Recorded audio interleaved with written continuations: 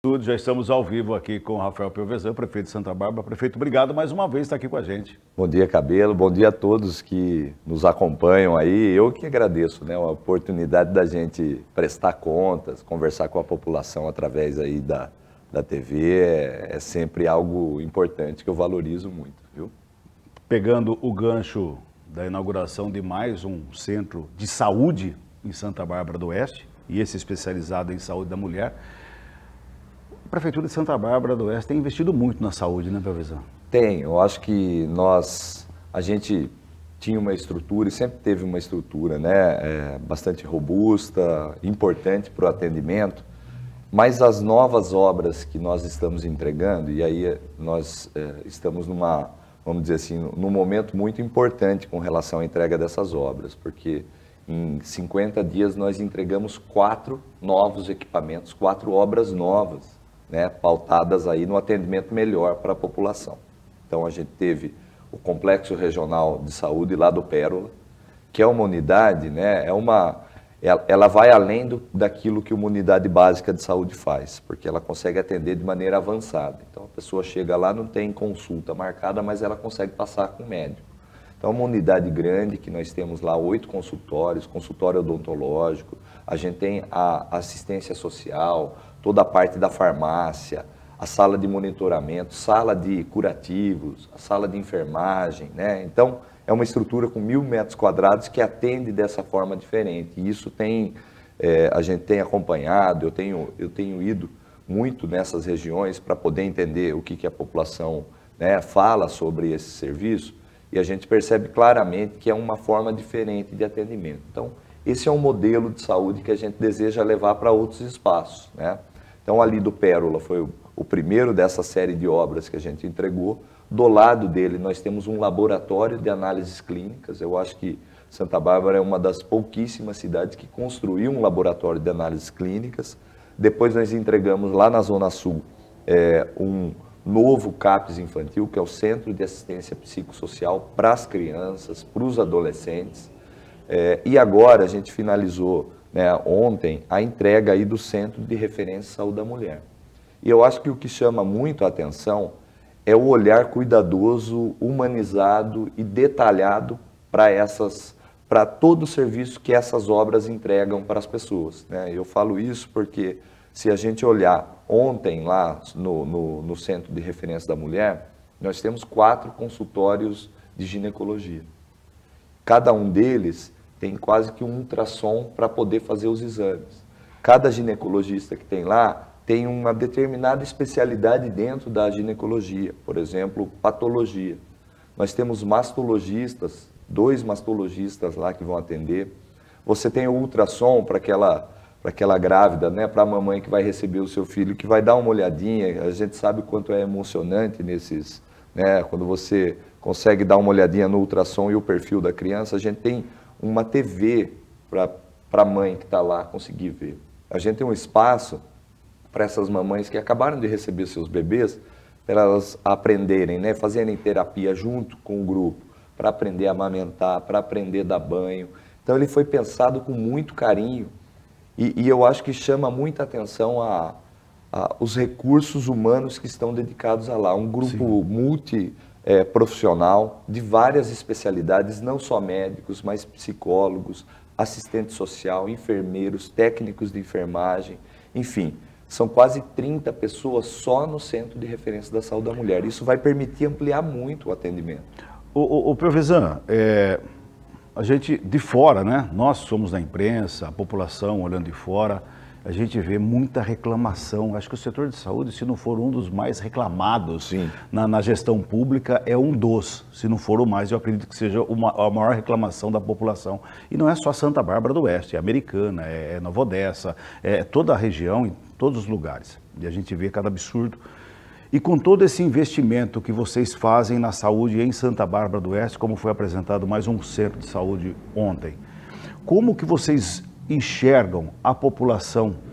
Eu estou falando agora lá do posto, né? Do que eu enxergo, que nós enxergamos, como que vocês enxergam a população de dentro da administração para fora, quando a população fica reclamando ou se reclama de algum problema, porque pode acontecer, nós somos seres humanos, a gente está sujeito a tudo e qualquer coisa a qualquer momento. Como que vocês têm esse olhar? Cabelo, eu acho que essa é uma pergunta fantástica, porque assim, quando a gente fala de todos esses investimentos, dessas obras, nós não estamos dizendo que a saúde está, vamos dizer assim, perfeita. Sim. Né? Que a cidade não tem o que avançar. Porque, não é esse o ponto. Porque você não vai conseguir agradar todos. Não tem como. Não tem, impossível. E aí eu acho que a gente tem que dividir em alguns, exatamente como a saúde é organizada. A gente tem a atenção básica e nós temos depois os serviços de média e alta complexidade. Né? O que é a atenção básica? É exatamente isso que eu falei e essas outras especialidades. Então a gente tem o CAPS infantil, que atende as pessoas de uma maneira diferenciada, as crianças a gente entregou.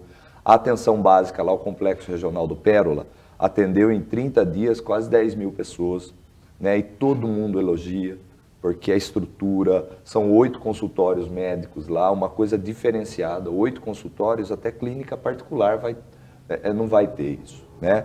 O Centro de Referência da Mulher, então, são unidades que atendem na atenção básica e nesse tipo de especialidade particular, no caso da mulher ou das crianças e adolescentes lá no CAPS.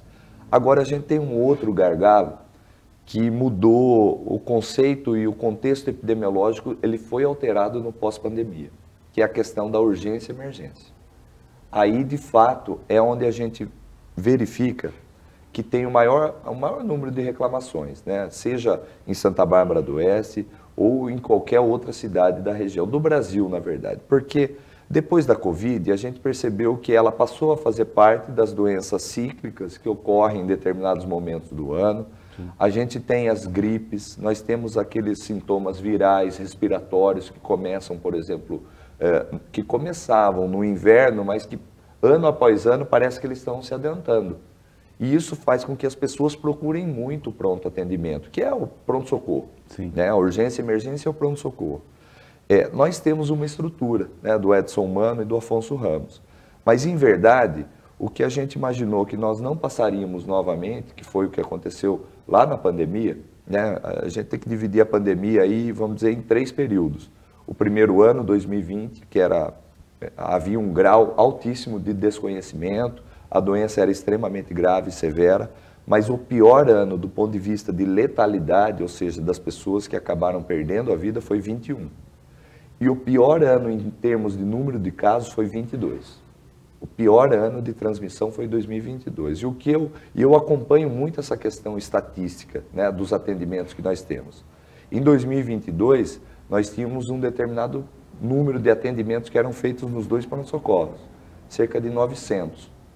Esse ano, 2024, veja, nós não estamos na pandemia, mas 2024, nós tivemos e estamos tendo, por dia, cerca de 1.200, 1.500 atendimentos. É maior do que a procura que nós tivemos na pandemia. E isso mostra um novo cenário. Mas talvez não pode ser também que lá atrás a população que estava, de repente, com resfriado, com medo de chegar no pronto-socorro? Pode ser. Mas, de fato, aquele era o atendimento que estava acontecendo. Então, você tinha uma estrutura que dava conta daquilo lá e hoje você tem uma estrutura que tem essa capacidade, inclusive do ponto de vista de espaço físico, e há uma limitação para isso. Eu falo por Santa Bárbara, mas serve para qualquer outro lugar. Por quê? Porque esse ano a gente teve a pior epidemia do Brasil de dengue. A gente vivenciou algo que o Brasil não imaginava que aconteceria, que se somou a todas essas outras doenças e que agora coloca um novo desafio. Nós estamos olhando para isso, Cabelo. Eu acho que é importante a população saber que nós estamos atentos a esse contexto. É um contexto que você não tem previsibilidade dele, você não sabia, né? O Brasil não sabia que ia passar por uma epidemia de dengue dessa categoria. E que a procura dos pronto-socorros ia ser tão grande quanto a gente está vivendo agora. Então, assim, veja, os pronto-socorros lá de Santa Bárbara, nós temos os 2, o Afonso Ramos e o Edson Mano, que foram reformados e ampliados, a gente colocou urgência e emergência pediátrica, então a gente tem uma estrutura, né, que muitas vezes recebe pacientes e pessoas de outra cidade. Uma quantidade, por exemplo, do Afonso Ramos, 30% são de outra cidade. Mas a gente americana? Isso. A gente acaba recebendo pelo limite geográfico próximo, né? que ali existe. E a urgência e emergência não é igual à atenção básica, onde você tem que apresentar onde você mora. Então você tem que ter o atendimento porta aberta. Mas nós estamos preparando aí um plano de enfrentamento para isso. Então é importante dizer, a população ficar ciente, que nós estamos preparando um plano de enfrentamento para esse momento e esse contexto epidemiológico. Eu reforço, a gente está tendo uma procura hoje superior ao que foi no pior momento da pandemia. Exato. Então é um quadro diferente que a gente vive. Por um outro lado, para que evite a procura por posto médico, tem uma qualidade de vida melhor também. Santa Bárbara tem aproveitado e trabalhado bastante em cima disso. Essas áreas de bem-estar, como vocês costumam falar e gostam de chamar, aliás, é muito bem-vindo, porque é realmente uma área de bem-estar, tem ajudado muito a população? Tem, eu acho que a gente já tem hoje, né, nesse contexto, que é mais um braço da saúde, que a gente chama o braço da promoção à saúde, que é a pessoa não ficar doente. O objetivo da saúde pública, ele tinha que ser, vamos dizer assim, o investimento tinha que ser muito maior na pessoa não adoecer. Hoje a gente corre muito atrás da doença. Sim. Né? Eu, quando dava aula, né, para o pessoal da enfermagem, falava isso. Você tem que ter foco naquilo que traz saúde. E muitas vezes a gente está focado na doença. Então, o Qualivida, que é uma política pública que nós criamos aí ao longo desse tempo, hoje já tem 89 núcleos, Cabelo.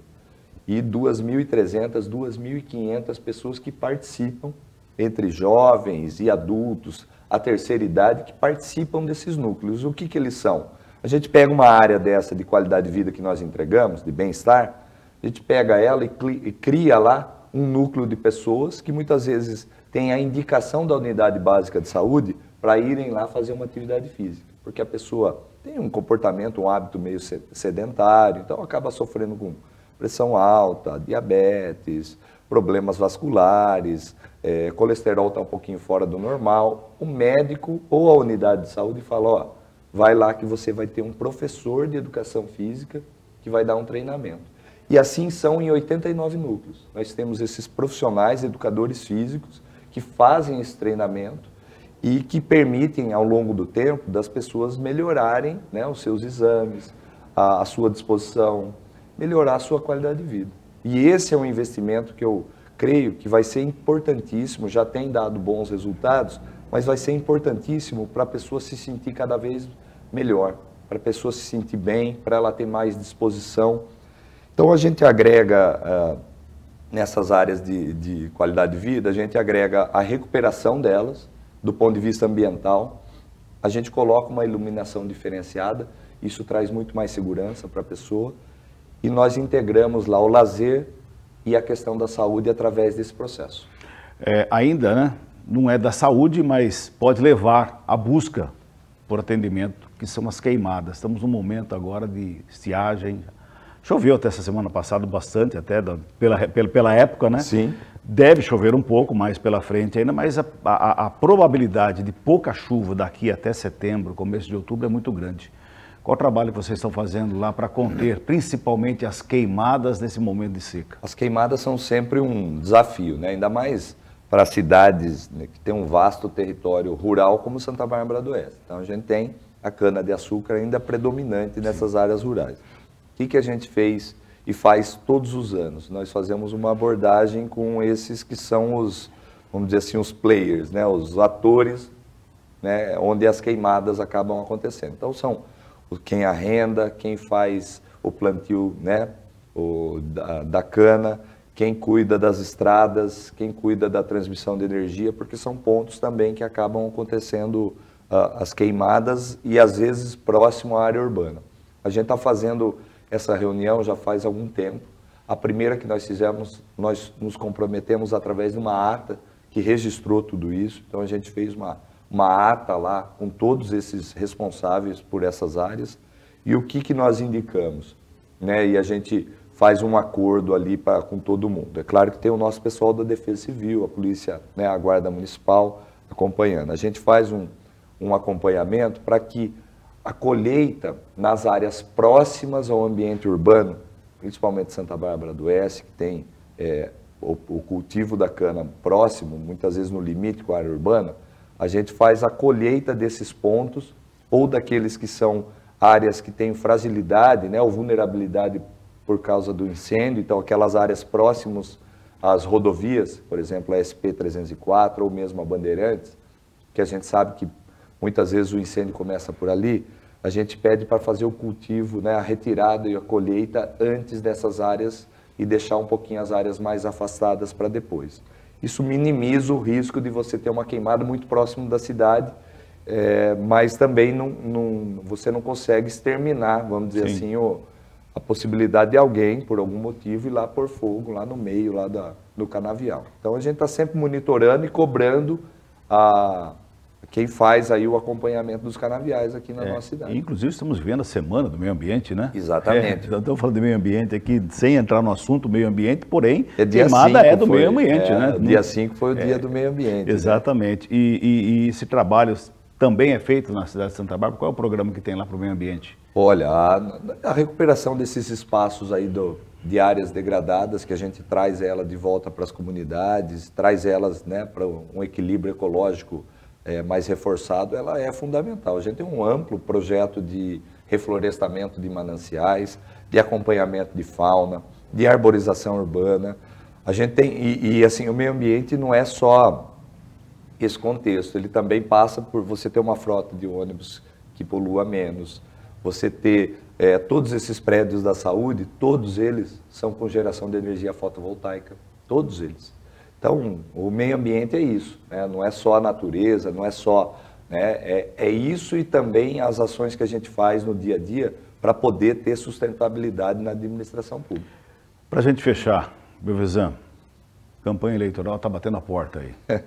Como que está a cabeça do Rafael Pelvezan para esse restinho de ano, que vai ser de cabeça quente? Não, eu acho que assim, a campanha é sempre uma oportunidade da gente, de fato, apresentar o trabalho. E eu penso que, antes de mais nada... Você vai se colocar, pelo jeito, como ao julgamento da população, mais ou menos isso? Eu penso que é isso que faz sentido na cabeça das pessoas, né? Ver a história nossa, ver o que a cidade vivencia, e a gente, graças a Deus, tem uma história dentro da gestão que trouxe bons frutos para a administração, né? Para as pessoas. Eu fui secretário de Meio Ambiente, né? Desde 2013, então a gente teve 2 boas gestões do ex-prefeito Denis. A cidade avançou ainda mais agora, de 2021 até 2024, a gente conseguiu entregar mais coisas, obras importantes, superamos os desafios que existiam. E eu creio que, para nós, para quem está no cargo, é sempre esse desafio, porque para quem está fora, consegue fazer campanha e faz campanha, enfim, 1 ano antes, né? Ou pré-campanha, né? Apesar do limite entre as duas ser muito complexo, mas sim, a pessoa já está fazendo. Nós estamos trabalhando, eu estou entregando obras, porque eu acho que é isso que muda a vida das pessoas. Mais do que o discurso, é você entregar e mostrar aquilo tudo que você fez e aquilo que a cidade conseguiu vivenciar. O que nós conseguimos deixar para trás desses desafios, dos problemas que existiam e o cuidado que nós temos aí com a administração pública, o cuidado com tudo que acontece na nossa cidade. Santa Bárbara vive um momento especial e eu falo isso porque o barbarense tem orgulho de dizer da cidade que ele mora, tem orgulho de dizer do quanto a cidade avançou, sabe que a cidade, né, nós sabemos que a cidade tem desafios e a gente vai propor esses desafios no momento realmente do debate de campanha, a gente vai propor, porque nós sabemos da onde nós estávamos e até onde a gente chegou. A gente falava desses prédios de saúde, só para finalizar, Cabela, por exemplo, nós tínhamos uma situação onde as UBSs lá em Santa Bárbara eram de chão de lajota. A gente tinha a situação onde toda semana nós tínhamos um mandato judicial para pedir vaga em creche. Hoje não tem isso. Hoje os espaços abandonados e que traziam insegurança na vida das pessoas se tornaram área de lazer onde a gente incorpora uma política de saúde. Hoje a nossa guarda é reconhecida na região, dá treinamento para outras e Santa Bárbara é uma das cidades mais seguras do estado de São Paulo, segundo a Secretaria de Segurança Pública do Estado e também a nível nacional. Hoje nós temos a menor taxa de desemprego da região metropolitana de Campinas. Então, a cidade avançou. E nós desejamos avançar ainda mais. A gente sabe dos desafios que existem e nós estamos aqui para trabalhar, porque eu acho que é isso que muda a vida do barbarense, é isso que muda a vida das pessoas.